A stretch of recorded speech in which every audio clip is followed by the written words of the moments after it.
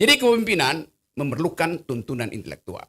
Nah, itu yang ingin kita ingat hari ini, dan itu justru yang kita krisis hari ini. Karena Salsa menerangkan bahwa generasi dia itu kehilangan harapan. Karena oleh Jokowi dianggap bahwa udahlah, cukup 9 tahun yang dibiayai negara, yang lain itu tersier. Disitulah keburukan pikiran hendak dikendalikan oleh kekuasaan. Jadi sebetulnya ini tempat kita membangkitkan kembali harapan bahwa politik harus kembali ke tangan the intellectual.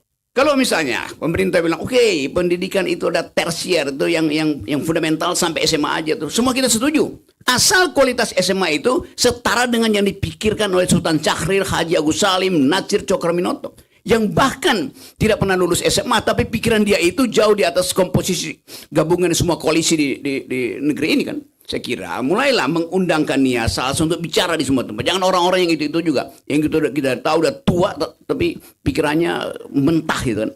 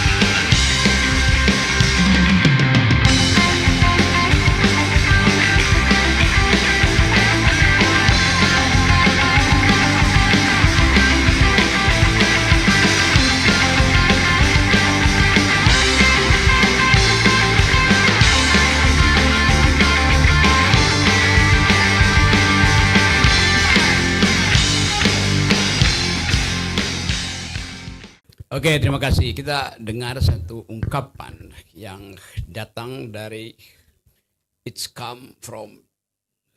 dari hati seseorang yang selama ini memendam kepedihan karena partainya justru dirusak oleh kadernya sendiri. Itu sesuatu yang sangat eksistensial, goresan di situ tuh.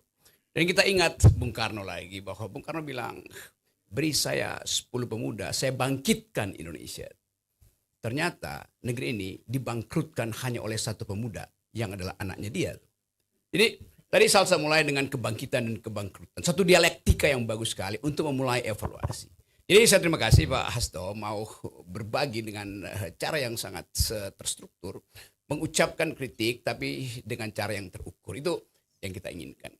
Dan hari ini 20 Mei tetap kita akan ingat itu sepanjang masa hal-hal yang baik dari bangsa ini. Bung Karno membangun jembatan kemanusiaan dari Asia sampai Afrika di konferensi Asia Afrika tahun 55. Itulah satu-satunya monumen yang membuat bangsa ini dihormati di dunia. Itu dasarnya. Saya pergi ke Eropa Timur semester lalu dan orang masih bicara tentang 25 April 1955, yaitu konferensi Asia Afrika.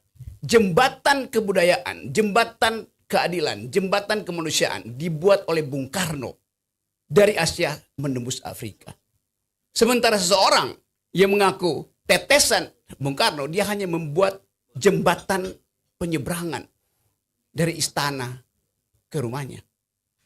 Jadi bayangkan, jembatan layang dibuat oleh Jokowi hanya untuk memisahkan dua kegiatan, yang satu dari Pluit, tempat para kapitalis, menuju ke area kumuh di pinggir Kali Angke. Itu juga jembatan. Tapi itu jembatan layang untuk menghindari orang melihat ketidakadilan di Angke dan langsung tiba di Pantai Indah Kapuk. Kalau Anda nyebrang ke situ, itu jembatan yang dibikin Jokowi itu. Untuk menutupi kekumuhan Jakarta. Bayangkan, ide membangun jembatan terlihat secara fisik dalam upaya menutupi kebangkrutan. Sementara Presiden Soekarno membuat jembatan pikiran dunia. Jadi kita ingin bedakan itu. Dan ini adalah janji kita untuk setiap saat di mana ada isu yang tiba-tiba meletup, kita mau akses isu itu dengan kemampuan intelektual. Jadi kepemimpinan memerlukan tuntunan intelektual. Nah, itu yang ingin kita ingat hari ini, dan itu justru yang kita krisis hari ini. Karena Salsa menerangkan bahwa generasi dia itu kehilangan harapan. Karena oleh Jokowi dianggap bahwa udahlah, cukup 9 tahun yang dibiayai negara. Yang lain itu tersier. Disitulah keburukan pikiran hendak dikendalikan oleh kekuasaan. Jadi sebetulnya ini tempat kita membangkitkan kembali harapan bahwa politik harus kembali ke tangan the intellectual. Terima kasih. Terima kasih Mas Rocky, tambah dikit maaf Sarsa. Jadi guna menggelorakan kebangkitan itu, maka rapat kerja nasional juga kami mulai dengan sesuatu yang simbolik, yaitu menyalakan api perjuangan non kunjung padam dari Merapen, Grobogan tanggal 17 Mei yang lalu. Kami bawa 548 km. Itu adalah suatu kerja yang diharapkan dapat menggelurakan kembali seluruh spirit perjuangan kita agar bangsa ini tidak mengalami kemunduran, tetapi mengalami kebangkitan kembali. Caranya bagaimana? Tanya Pak Jumhur. Terima kasih. Oke, kami persilakan Bang Hasto untuk meninggalkan lokasi. Sampai ketemu lagi Bang. Kalau saya bikin semacam persetujuan, oke, besok kita revolusi, kita ganti pemerintahan ini. Pertanyaan saya, siapa di antara kalian atau di teman-teman kalian yang pernah baca Madilog sebagai alasan untuk membentuk cara berpikir baru, yang membaca perjuangan kita Sultan Syahrir, yang membaca konsep secara detail perjuangan Hojo Haji Omar Said, Cokro Aminoto, Natsir, Buya Hamka. Kan kita menghindari membaca itu karena kita menginginkan ada perubahan. Setiap kali saya dijadikan model rock, ngomong rock. Iya, tetapi kalau saya balik setelah gue ngomong, lu bisa nggak ikuti omongan gue itu? Jadi itu yang saya mau protes sebetulnya, Bo. Harusnya kita dengar lebih banyak pikiran Salsa dan Kania tuh.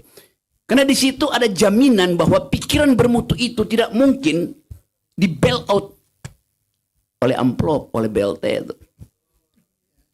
Itu sinyalnya kita mau bangkitkan nasional itu dengan kembali bahwa hanya dengan pikiran yang bermutu kita bisa bersaing di tingkat internasional. Itu yang menyebabkan semua diplomat Indonesia gugup dan gagap begitu bertengkar di PBB itu. Karena kemampuan untuk mengaktifkan pikiran nggak ada, tidak ada ide di situ. Itu dasarnya kenapa kita mau coba. Ini saya tahu ya, semua kita sudah berkali-kali bicara di forum yang sama dan orang ya lakukan gerakan itu tanpa tuntunan ide sama juga dengan kerja. Itu intinya. Jadi saya mau kembalikan bangsa itu bangkit kalau pikiran dibangkitkan karena pertengkaran. Itu poinnya ada di situ tuh. Coba kita bahas lagi secara tertib apa yang hendak diusulkan oleh forum semacam ini. Itu perubahan mendasar di dalam cara kita berpikir tentang masa depan. Nasionalisme itu bukan ingatan tentang masa lalu, tapi harapan tentang masa depan. Dan dalil-dalil ini yang ingin kita kembangkan.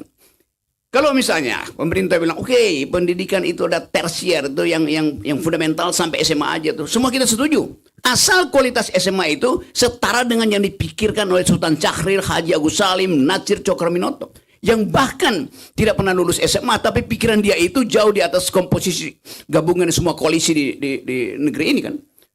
Jadi hal ini yang saya kira mulailah mengundangkan Nia Salsa untuk bicara di semua tempat. Jangan orang-orang yang itu juga, yang kita tahu udah tua tapi pikirannya mentah gitu kan.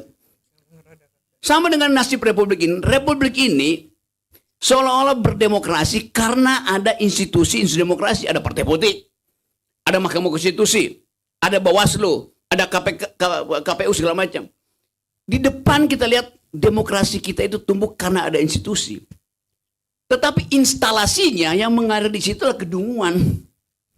Jadi apa yang terjadi kita? Demokrasi kita membengkak, bukan bertumbuh tuh.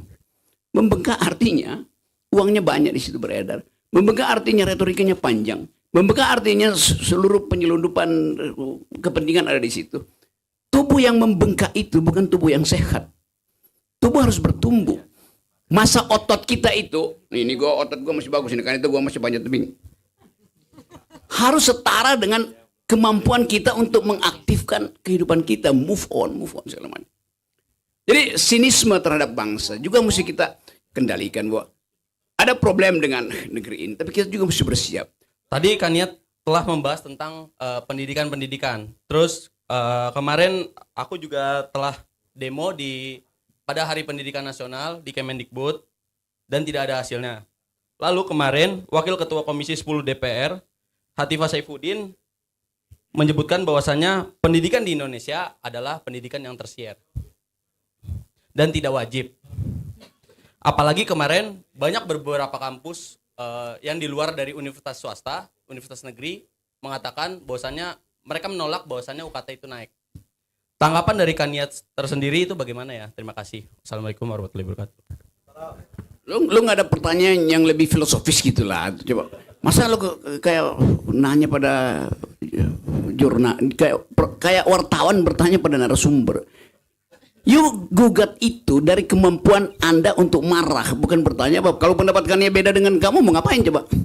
Jadi saya mau tahu, saya mau dapat satu pikiran bahwa konsep pendidikannya gagal di mana itu. Ini bukan soal UKT doang. Kalau misalnya saya setuju supaya, bahkan saya ingin supaya Jokowi itu putuskan bahwa dari SMA nggak usah tutup aja sekolah-sekolahnya. Tetapi dengan konsekuensi SMP orang udah bisa bicara Inggris itu. Itu dasarnya tuh. Coba pakai otak dikit kalau bertanya tuh. Ya, Bung Rocky, kemarin juga kan sempat bahwasannya ini bukan terkait permasalahan UKT, tetapi bagaimana terkait permasalahan-permasalahan yang ada di kampus. Kalau misalkan kita menyimpulkan atau mengasih kajiannya. Saya nangkep udah berapa kali lu demo rektor lu coba. Lu bilang rektor lu udah pernah lu bilang begitu? Belum Bung Rocky. Dan itu karena you sopan pada kekuasaan. Itu poinnya tuh.